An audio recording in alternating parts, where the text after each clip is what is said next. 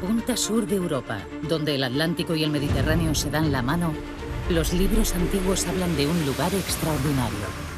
Tarsis era un lugar mítico, fecundo, riquísimo, al que todo el mundo quería ir para beneficiarse de esas riquezas. Hace casi 3000 años, Tarsis, Tartesos, se considera la primera civilización de Occidente.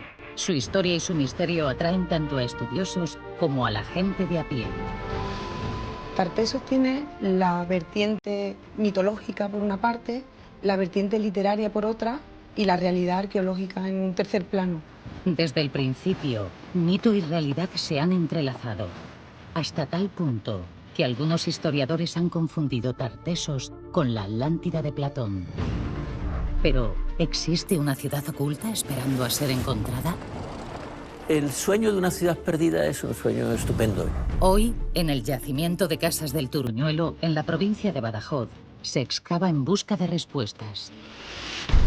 Te sobrecoge, ¿no?, el ver cómo todavía se conservan, 2500 años después, un edificio de esta naturaleza construido en adobe.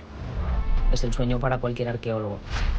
¿Quiénes eran los tartesios? ¿Qué rastro han dejado? ¿Por qué desaparecieron? ¿Es solo leyenda o también realidad? Aquí empieza el viaje hacia Tartesos, la civilización perdida.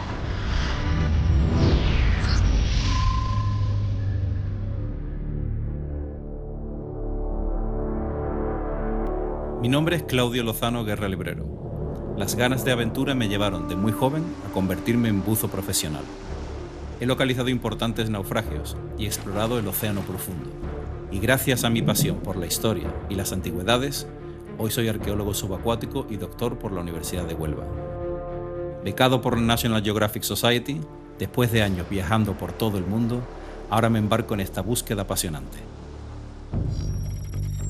En el siglo IX a.C., la región del actual Oriente Próximo es el centro del mundo. Los fenicios, comerciantes natos, son uno de los pueblos más avanzados del momento. En esta época, sus naves llegan al suroeste de la península ibérica para comerciar y se encuentran con los indígenas de la desembocadura del río Guadalquivir. No se puede concebir Tartesos solamente con los indígenas ni solamente con los fenicios, ¿no? Es un poco la hibridación entre las dos culturas. A lo largo de 5 siglos, Tartesos florece y se expande por el territorio. Estamos en el paraje de Casas del Turuñuelo de Guareña, en la provincia de Badajoz. El paisaje es llano, salpicado por pequeños montículos como este. Aquí se produjo uno de los hallazgos arqueológicos más extraordinarios de la historia antigua mediterránea. Lo que en 2014 empezó con un pequeño sondeo, se ha convertido en uno de los yacimientos clave para la historia de Tartesos. Y cada campaña de excavaciones aparecen nuevos descubrimientos. Este es el último yacimiento de Tartesos que se está excavando. Esther Rodríguez estuvo en su descubrimiento y ahora es codirectora de la excavación. Casas del Turuñuelo es un ejemplo excepcional para poder traer Tartesos al Valle del Guadiana. Siempre ha existido mucha discusión en torno a si Tartesos se acaba en el Valle del Guadalquivir con esa crisis que sufre en el siglo VI o si perdura más allá, ¿no? Los tartesios se extendieron por el Valle del Guadalquivir, por el Alentejo y el Algarve portugueses y también más al norte, por el Valle del Guadiana. Sebastián Celestino, del CSIC, es el otro responsable de la excavación. Gracias a que Casas del Turuñuelo está en una zona despoblada, los restos se han conservado en muy buen estado. Bueno, y lo que pensábamos que iba a ser una tercera habitación que se abría del vestíbulo, nos encontramos con esta gran escalinata que se abre al patio, ¿no? Y es una construcción magnífica, ¿no? Está completamente cerrada por los 4 lados, por un zócalo de piedra muy bien cortada y enlucido todo de rojo. Y luego esta gran alfombra de pizarra es la que nos lleva a la puerta principal. Realmente es un sitio extraordinario. En la localidad de Guareña, Badajoz, arqueólogos del CSIC excavan el que podría ser un edificio único de la cultura tartésica. Los investigadores trabajan para separar la leyenda de la historia de Tartesos. Nuevo hallazgo en el yacimiento tartésico del Turuñuelo. Restos de 16 caballos, una ofrenda a los dioses a modo de sacrificio antes de abandonar el lugar. Arqueología de la gran hecatombe tartésica.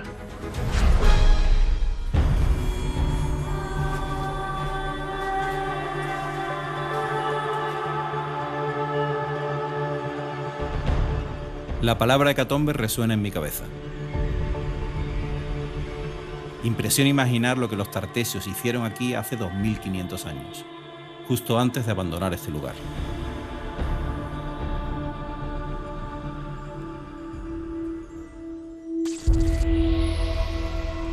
Las fuentes antiguas ya mencionan el sacrificio de animales en el norte de la península ibérica, pero nunca antes, en la primera edad del hierro, se había documentado una hecatombe, un sacrificio ritual tan numeroso en el área mediterránea.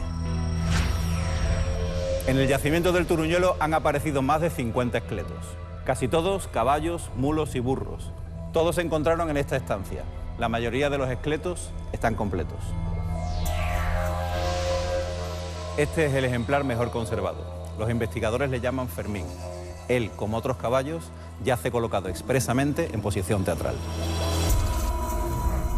¿Por qué lo hicieron? ¿Por qué quemaron este lugar y se marcharon? ¿Por qué sacrificaron tantos caballos y se preocuparon de colocarlos? No lo sabemos.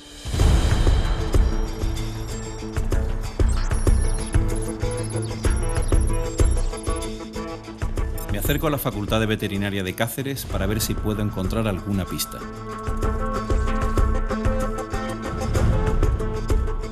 María Martín Cuervo es una de las veterinarias del equipo. La acompaño en el escaneo de unos huesos que tienen 2500 años de antigüedad. Las imágenes conseguidas permiten estudiar estos restos tan frágiles sin necesidad de manipularlos. Cuando tú te comes un animal, pues utilizas un cuchillo para descarnar y dejan las marcas en los huesos, ¿no? Y en este caso, pues no encontramos marcas de procesado, con lo cual estos animales no se consumieron, los dejaron colocados, pero no se los comieron. En aquella época, tener un caballo era como tener un Ferrari hoy en día. Estamos hablando de que te acabas de comprar 50 y tantos Ferraris y los entierras y los quemas. Eso realmente es un poco inexplicable desde nuestro punto de vista contemporáneo, ¿no? El sacrificio de tantos animales y la forma en que sus propietarios abandonan este lugar no hace sino alimentar el misterio. En el Turuñuelo, el equipo de arqueólogos sigue excavando en busca de respuestas. Excavada la planta superior del edificio, en esta campaña se trabaja en el pasillo perimetral del lado sur. De la planta inferior solo se conoce el gran patio central. El resto todavía está por descubrir.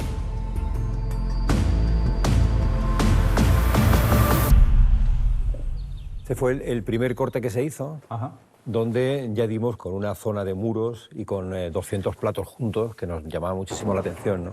Ya vimos que era un sitio muy significativo. Y nos encontramos inmediatamente con la bañera esta, ¿no? Aparte de su originalidad, porque no conocemos bañeras de este tipo, ¿no? Lo que más nos llamó la atención era que estaba construida con un mortero de cal, que eso sí que era inédito, ¿no? Turuñuelo ha sido un poco la revolución tecnológica, ¿no? de Tartesos. No sabíamos que había unas técnicas tan avanzadas en esta época, ¿no? En el siglo V a.C. Excavando el pasillo que rodea el edificio, se han encontrado restos de grandes recipientes propios de las zonas de almacenaje, pero también otras piezas. Una de las sorpresas pues, han sido los fragmentos de esta pieza, que es muy similar en material a la bañera que teníamos en la estancia 100, con la salvedad de que en este caso bueno, pues conserva parte de la decoración trenzada, que en este caso no es un elemento habitual dentro de cronologías tartésicas o de ambientes tartésicos, porque bueno, la iconografía no es un elemento que sobresalga dentro de esta cultura. ¿Este es el único fragmento que os ha parecido? No con hay esto muchos.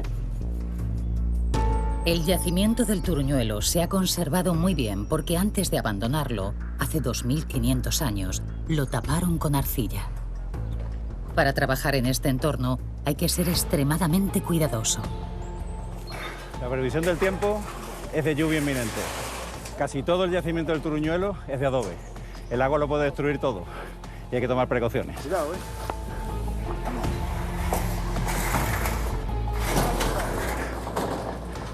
La jornada termina hoy sin saber cuándo se podrán retomar los trabajos. Mientras no aparecen nuevas evidencias que ayuden a marcar los límites de la realidad, el mito de Tartesos, el rico occidente, no para de crecer. ¿Existió una ciudad perdida? Tartesos es el nombre con el que los griegos se refieren a una civilización situada en el Mediterráneo occidental hace casi 3000 años. Gracias a la explotación de los metales, indígenas y fenicios unidos establecen una cultura única y muy avanzada.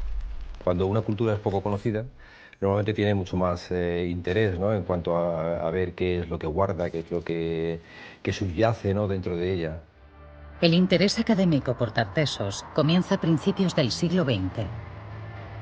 El atractivo de una civilización próspera y singular es tal que, al principio, algunos investigadores se ven tentados de suplir con la imaginación lo que aún no se puede demostrar con evidencias. Y así, la leyenda crece. Es la primera civilización de este territorio, entonces son nuestros primeros ancestros. Buena parte de la riqueza de los tartesios dependía del comercio de sus metales. De las minas hasta la costa había mucha distancia y necesitaban un centro logístico. Clara Toscano es la responsable de la excavación y conservación del yacimiento de Tejada la Vieja. Lo que hace que todo el mundo oriental de ese momento ponga su vista en esta zona, por supuesto, es el mineral.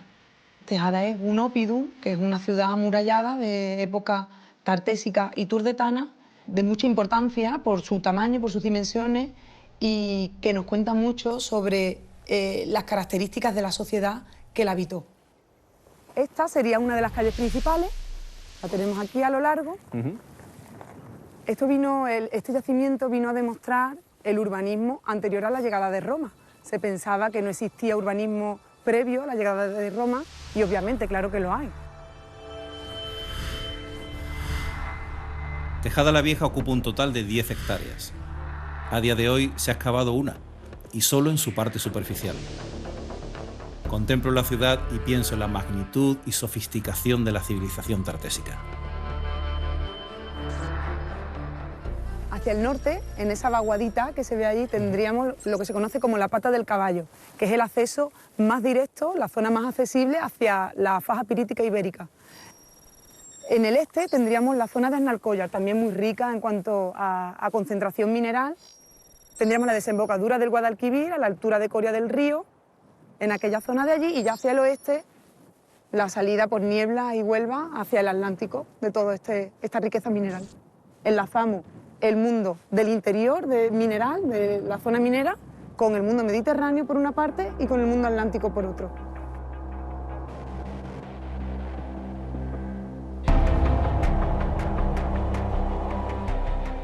Sin el oro y los metales, no se explica la importancia de Tartesos. Los primeros pobladores ya descubrieron la extraordinaria riqueza mineral de esta zona. En Río Tinto está la mina a cielo abierto más grande de Europa. Impresionante. Una parte de estas minas se está explotando, pero otra se puede visitar. He quedado con David Márquez, que conoce muy bien el parque minero, para intentar encontrar el origen del metal, el lugar donde empezó el auge de los tartesios. Hay una zona de acceso a la parte alta que es muy complicada con el coche, lo intentaremos y si no podemos pues tendremos que continuar a pie. Nos detenemos en la explotación que se empezó justo en el acuífero donde nace el río Tinto. La gente caminaba, la gente andaba, la gente vivía por aquí y rápidamente ese color tan característico es lo que indicaba que debajo estaba asociado al cobre. Ese cobre nativo, ese cobre tan superficial, ¿no? Sí, es un indicador perfecto. Nosotros somos mineros y fundidores de metales prácticamente genéticamente hablando. Lo llevas en el ADN. Son 5.000 años de minería, ha configurado una manera de ser, una manera de actuar muy propia, muy característica. Claro, es que me parece fascinante que una mina lleve funcionando interrumpidamente durante 5.000 años. Es decir, es la mina activa más antigua de la Tierra. Más antigua del mundo. No existe ningún otro caso en el mundo, ninguno.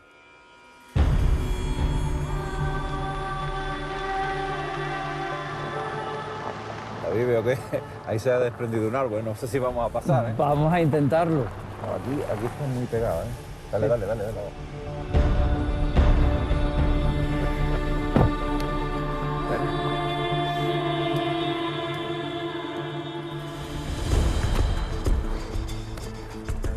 A partir de aquí hay que seguir a pie. Espero encontrar rastros de los primeros mineros tartésicos en la parte más inaccesible de la montaña.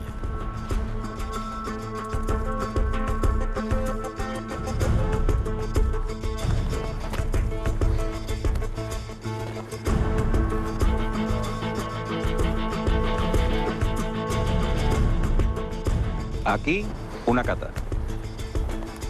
Una cata. Aquí tenemos otra cata. Esto está lleno.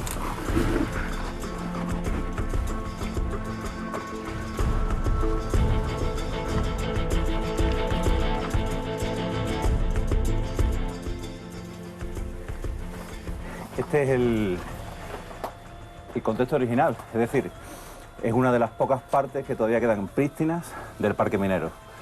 El paisaje que se encontró el hombre que explotó los metales por primera vez en el mundo tartésico era este tipo de roca. Todo lo rojo que vemos es, digamos, un óxido de hierro que marca la presencia de metales. En este tipo de roca es donde se hacían estas catas. Hemos estado viendo agujeros donde casi me podía meter hacia adentro, porque claro, el hombre lo que hacía era ir excavando para buscar la veta de mineral. En un caso malaquita, en otro caso buscaba lo que viene a ser el cobre nativo. Y este es todo el conjunto del espíritu inicial de la metalurgia. Se aprecia en algunos puntos el golpe de las herramientas mineras. Aquí se ve claramente.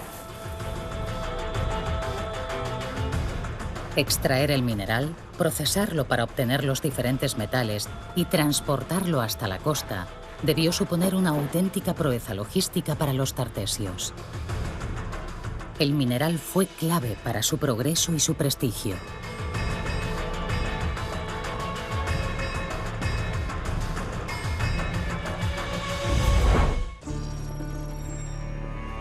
El interés por las civilizaciones perdidas se remonta a 1873, cuando el alemán Heinrich Schliemann descubre la mítica ciudad de Troya siguiendo las indicaciones que Homero escribe en su poema de la Ilíada.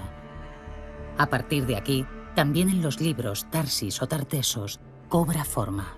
Desde la filología y desde los textos grecolatinos y desde la Biblia incluso, la palabra Tarsis era un lugar mítico, fecundo, riquísimo. Entonces se adoptó como el rico occidente al que todo el mundo quería ir. Esa fue una explicación muy ingenua, pero que caló. Alicia Perea es experta en la orfebrería de la Edad del Bronce y la Edad del Hierro. Señala que en algunas necrópolis del suroeste español aparecen objetos con una iconografía desconocida en la península que alimentan la existencia de ese rico occidente. Toda esa riqueza de imágenes era muy atrayente tanto para la arqueología del momento como para la gente que no era especialista, ni eran historiadores ni eran arqueólogos. Entonces la arqueología no tuvo más remedio que hablar de Tartesos también. En ese momento lo que había era una gran diferencia entre las fuentes que había sobre Tartesos, que son unas fuentes muy dispersas y que dicen cosas muy distintas, y lo que se había encontrado. No se había encontrado algo tan impactante como se esperaba. ¿Y qué sería lo impactante? La ciudad. Fernando Wulff es catedrático de Historia Antigua. Señala que a principios del siglo XX, deslumbrado por el descubrimiento de Troya, un joven alemán ve en Tartesos la posibilidad de encontrar otra gran ciudad perdida. Su nombre es Adolf Schulten.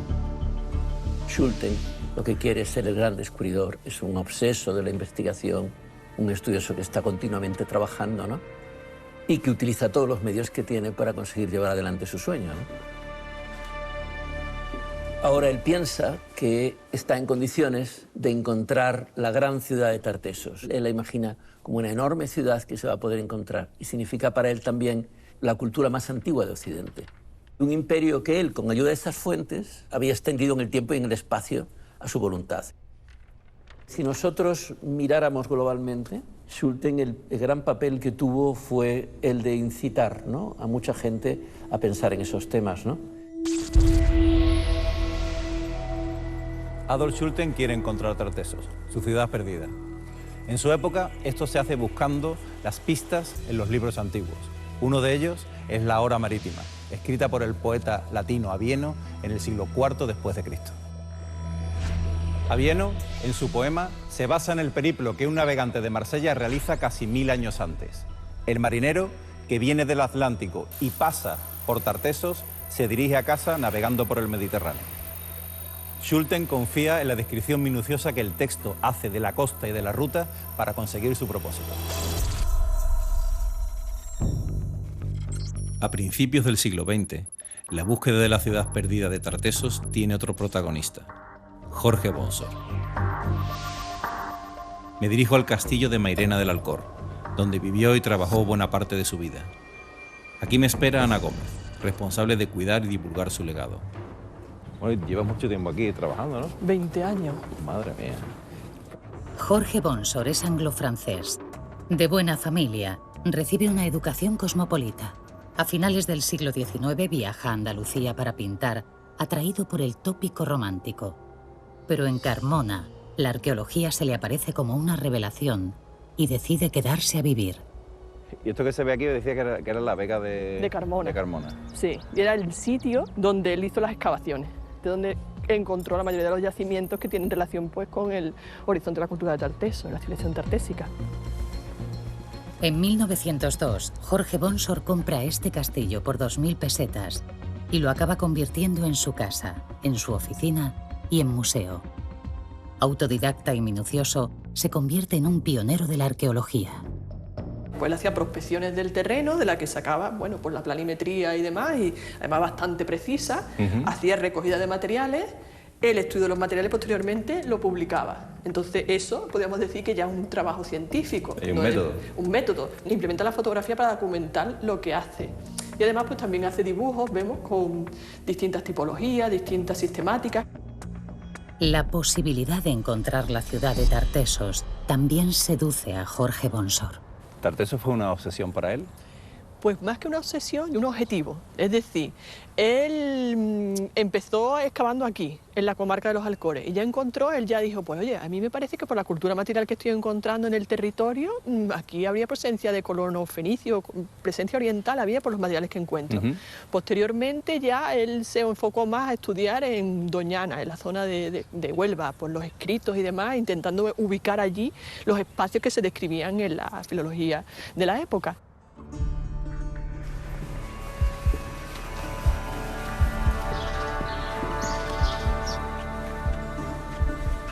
Parece el mar, pero es la ría de Huelva. En ella confluyen los ríos Tinto y Odiel, que junto con el Guadalquivir en Doñana, con su red de canales y esteros, forman un auténtico laberinto.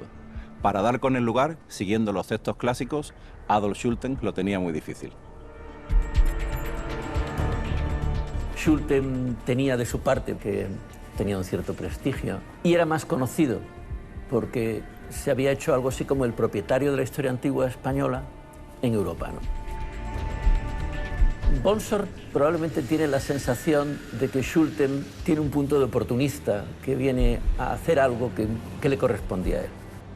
Schulten tiene el nombre y Bonsor el oficio. A pesar de su rivalidad, no les queda otra que colaborar. En el fondo es un conflicto de quien se apunta el mérito también entre un mundo franco-inglés, diríamos, ¿no? Y el mundo alemán.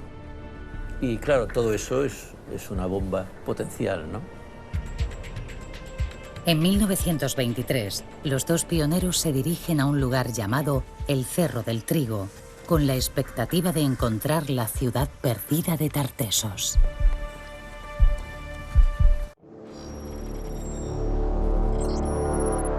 A principios del siglo XX, Doñana es clave en la búsqueda de la ciudad perdida de Tartesos.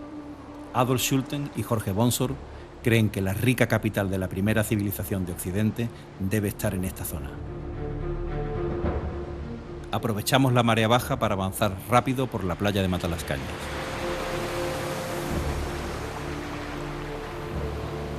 Me acompañan unos investigadores que conocen muy bien el lugar. Juntos intentaremos llegar al mismo punto donde los dos pioneros se disponían a culminar su búsqueda. En la zona costera de Doñana predominan dos elementos, el viento y la arena. La arena se acumula en montañas de hasta 30 metros de altura y el viento de levante sopla con fuerza una media de 200 días al año. Como en el desierto, las dunas se mueven y lo que hoy está descubierto, mañana puede estar totalmente sepultado.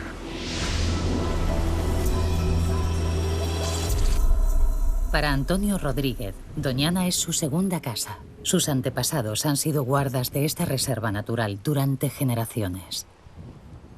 Como geólogo, se ha dedicado a estudiar el aspecto del paisaje en el pasado. Bueno, toda esta zona que tenemos aquí es el Cerro del Trigo. Y el Cerro del Trigo que se localiza en este punto. Entonces, entre el Cerro del Trigo y la Algaida, pues hace unos 2500 años, pues había este gran brazo de mar, bastante ancho. Aquí había otra isla barrera. Toda esta zona de la flecha litoral ha venido a posteriori, o sea, ha crecido posteriormente, tiene menos de 2000 años. Cuando se hizo la excavación, hay 1,5 metros, 2 metros de arena geólica encima. Y a partir de ahí el yacimiento se apoya en lo que serían arenas de las playas antiguas que conformaron la barrera arenosa. En 1923 no se hacían estudios geológicos. Schulten y Bonsor no contaron con esa información. Cuando se disponían a excavar, su fracaso estaba anunciado. Sebastián Celestino guía al equipo al Cerro del Trigo, donde los dos pioneros esperaban descubrir la ciudad de Tartesos. Lo que encontraron los dos fue este muro, que por la forma puede ser de cualquier época, ¿no? Pero al asociarse los materiales que había, como por ejemplo este pico de ánfora romana, ¿no? Todo lo que había eran cerámicas de la misma época, ¿no? Del segundo, tercero, después de Cristo, ¿no? Por lo tanto, esto es los restos que quedan simplemente de aquel ideal de Schulten de encontrar la ciudad de Tarteso.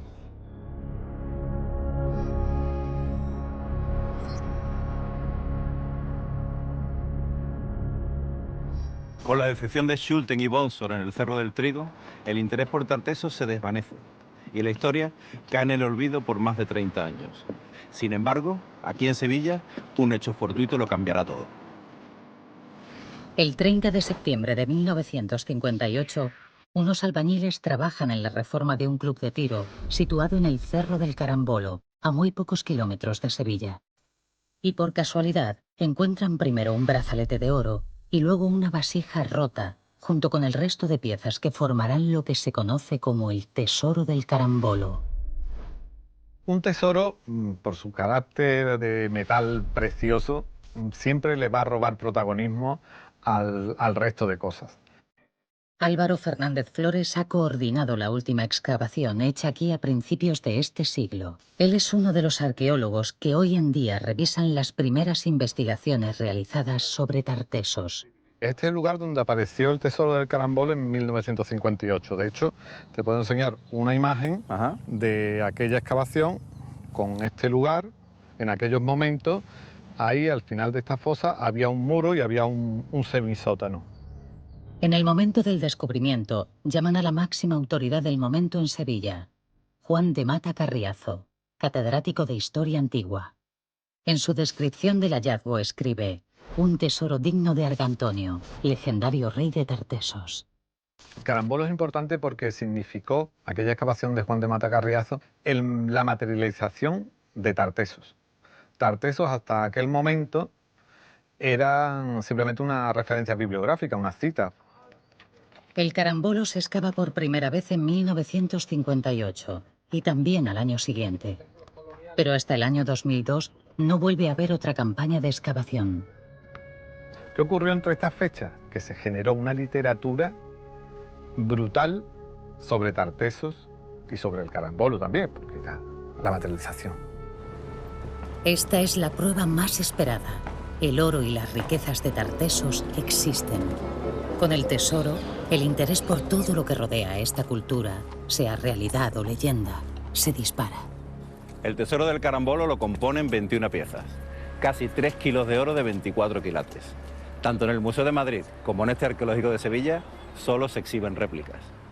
El tesoro verdadero se guarda en una de las cámaras acorazadas mejor protegidas de la ciudad. Con la aparición del Tesoro del Carambolo, el mito de Tartesos se convierte en realidad y la fascinación por la cultura de esta primera civilización de Occidente traspasa el ámbito académico. Fernando Marmolejo es miembro de una saga de orfebres sevillanos y portador de un legado. ¿Cuál es la relación de vuestra familia con el Tesoro del Carambolo? Como mi padre tenía esa inquietud, le gustaba tanto la arqueología, y él compra la prensa y ve la primera portada, ve las placas, los brazaletes pectorales, y se le ocurre la idea de hacer una reproducción de esa placa. Y hace la primera placa y la manda a Madrid, al ministro de Cultura, y aquello cuando lo entregan, pues se forma allí una, y dice, ¿esto quién lo ha hecho? Y dice, esto lo ha hecho Fernando Marmolejo, un orfebre de Sevilla. Dice, pues dígale usted que haga una copia completa del tesoro, y ya le encargan la primera copia. Qué bueno. Desde entonces, los Marmolejo elaboran réplicas del tesoro para los museos. Por ley, estas no pueden ser exactas, pero es en este taller donde se puede apreciar mejor su factura. Las piezas del tesoro se identifican como brazaletes, pectorales, placas y un collar de sellos. En cierta manera, esta es la evolución de los artesanos tartesios. Y este es el brazalete, ¿no? Esto es una técnica que el original tiene una técnica, bueno, depuradísima. Depuradísima, vamos. Es decir, porque eso viene de una tradición. Es decir, tiene que haber habido una tradición de orfebres con una depurada técnica a lo largo de los años para llegar a este punto. Y que eso sea en el siglo VI a.C. es sorprendente. Y además, como tú bien sabes, otra de las particularidades que tiene este tesoro es que es hueco. Y después, otra complejidad que tenía grande era la soldadura. Claro. Soldar todos estos elementos con este tamaño, porque eran hornos lo que se usaba, no había otra cosa. Y ese horno debía de estar muy bien controlado la temperatura, porque imagínate, ¿no? Cuando se va haciendo una pieza que se te vaya de temperatura, claro, y se despeguen lo que anteriormente habíamos soldado, verdaderamente era complejo. Por eso es que el tesoro del Carambolo es una suma de dificultades, todas vencidas. Las joyas tartésicas han simbolizado durante mucho tiempo la riqueza y el poder de la primera civilización de Occidente. Consigo que el Museo Arqueológico Nacional de Madrid me deje analizar unas piezas originales del siglo VII a.C., que se encontraron en Aliseda, Cáceres, en 1920. La investigadora Alicia Perea me enseña qué tienen de especial estas joyas extraordinarias.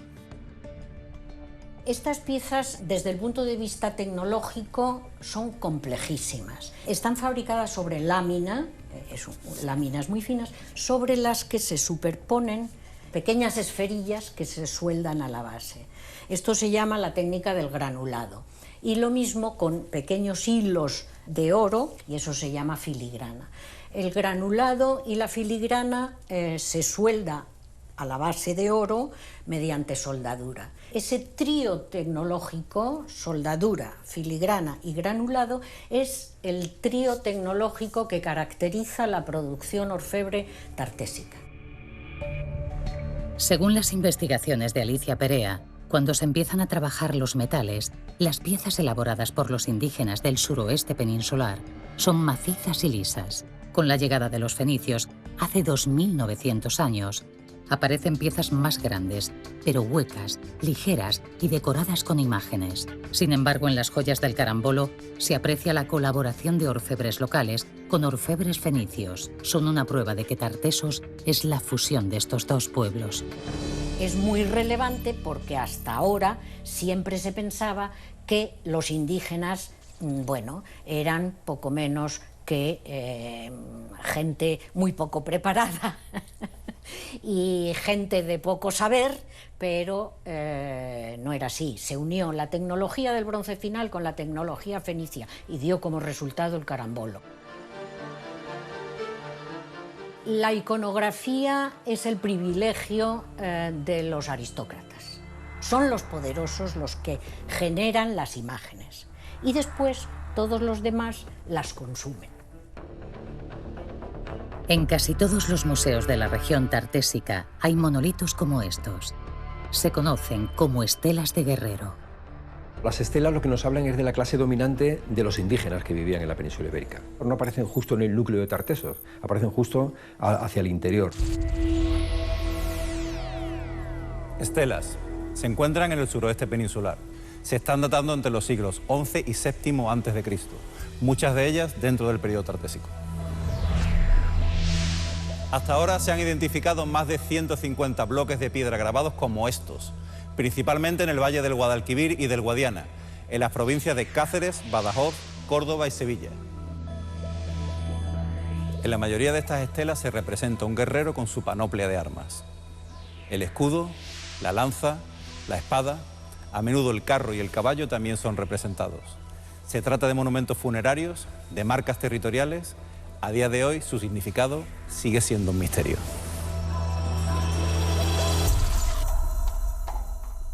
Ya sean sacrificios rituales, en ajuares funerarios o en las estelas, los caballos aparecen una y otra vez relacionados con el poder de Tartesos. María Martín, veterinaria de la Universidad de Extremadura, comparte con ellos su tiempo de trabajo y de ocio. Le propongo un paseo a caballo para entender mejor a estos animales enigmáticos. Desde los albores de la humanidad ha existido un vínculo especial con los caballos y estamos hablando de un animal que es una presa, que nos lo hemos estado comiendo y que lo hemos criado y nos ha permitido hacer cosas increíbles sobre ellos. Todo eso lo estamos intentando explicar con la ciencia, pero hay algo que todavía pues, no hemos conseguido explicar porque es muy difícil, esa emoción.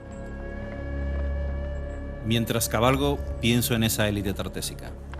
Lo tenían todo, y un día, de repente, desaparecieron. ¿Qué les pasó?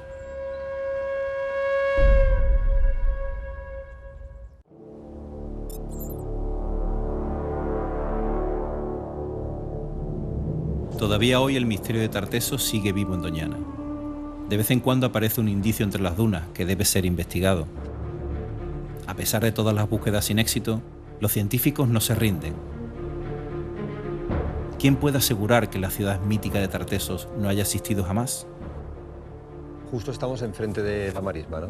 Y ahí fue donde empezamos a hacer unos sondeos siguiendo un poco la huella de un físico alemán, ¿no? Que había localizado unos círculos por teledetección que pensaba que pertenecían a la cultura tartésica, ¿no? En 2005, Sebastián Celestino y otros investigadores inician el proyecto Hinojos por encargo del CSIC. Su misión: verificar sobre el terreno y con la tecnología más avanzada la naturaleza y la antigüedad de las estructuras detectadas. Esta es la zona donde estuvimos trabajando, ¿no? Bueno, esta es la primera estructura que se vio que era cuadrangular. Desde arriba, por teledetección, se detectaba precisamente un edificio, ¿no? Sí. Lo que no sabíamos era de qué época era, ¿no? Y ellos también señalaban estos dos círculos como posibles construcciones, ¿no? Localizamos efectivamente trigo en uno de esos sondeos, lo cual quiere decir que sí que había habido una civilización anterior en esta zona de la marisma, pero los círculos eran de época medieval. Entonces lo que sí localizamos fue pegado en las dunas materiales de la edad del bronce, es decir, de todo lo que se había llevado, quizás algún tsunami, ¿no? Que lo había estampado todo hacia las faldas de la duna. ¿Un tsunami? Buscando evidencias de la civilización tartésica, los investigadores han encontrado pruebas de sus efectos en la zona. ¿Podría explicar esto el final de Tartesos? El tsunami es una ola gigante provocada por un terremoto dentro del mar. El muro de agua puede alcanzar hasta 30 metros de altura y avanzar a una velocidad de 700 kilómetros por hora.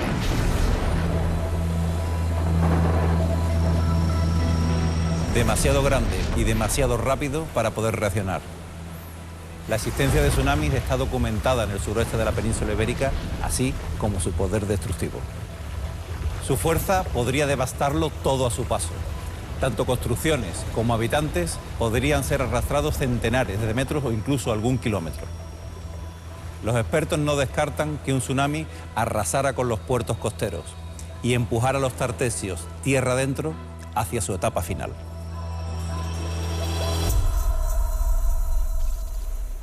Lo cierto es que la cultura tartésica en el Valle del Guadalquivir y en la franja litoral entra en crisis de repente a mediados del siglo VI a.C.